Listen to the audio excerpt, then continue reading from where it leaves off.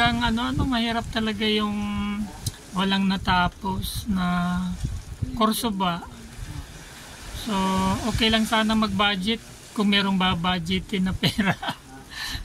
Pero pag ganito talagang Ang hirap na makita na budget pag wala. Pero pag ganito talagang pag ganitong sabi mo nga halos isang buwan nang walang trabaho. Tapos minsan nagkakatrabaho, minsan hindi. Tapos may sakit pa, wala ka pang panggamot. Kaya nang Sunod-sunod may sakit. tayong Asawa, anak, ako. Walang pambili nila. so dumadating kayo sa punto na minsan natutulog na lang pag walang walang makain. Kumbaga. Dating talaga po yun sa kanila.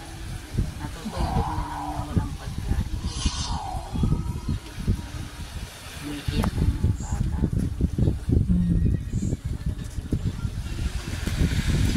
Sa murang edad ng bata, Buti isa na lang maliit mo.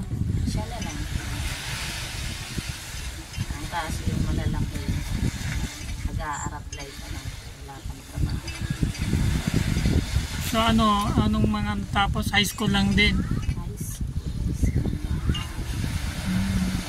Isang college. Ayan, self-supporting, kumbaga. Nagpupursige. Nakatulong. Ayan, anong masasabi nyo po sa sa pinagkaloob sa inyo na food pack ng Team United OFW Charity Group? Nagpapasalamat po ako kasi ito pong nakarating na biyaya sa amin ay malaking tulong po ito sa amin. Dahil sa amin pong kalagayan ay sobrang hirap. Maraming salamat po. And so bali kami 22 na officers and members ng Team United OFW Charity Group at 3 sponsor.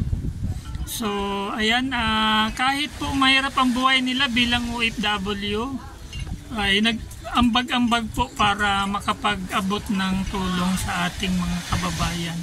So bali ako po ay naatasan lang na ipamahagi ang mga grocery na yan sa ating mga sa katulad ninyong nangangailangan. So ayan lang po at lang ang kanilang mga channel at please follow, like and share po para mas marami pa tayong matulungang mga kababayan nating nangangailangan. So sana man lang makita ko yung mga comment nyo sa aming mga pinopost. Ayan, unang-una nyo po itong mapapanood sa United OFW Charity Group. Yung po ang pangalan ng page ng aming founder. So i-share ko na lang yung video sa inyo once na ma-upload na to. Ayan, please follow, like and share po at maraming salamat.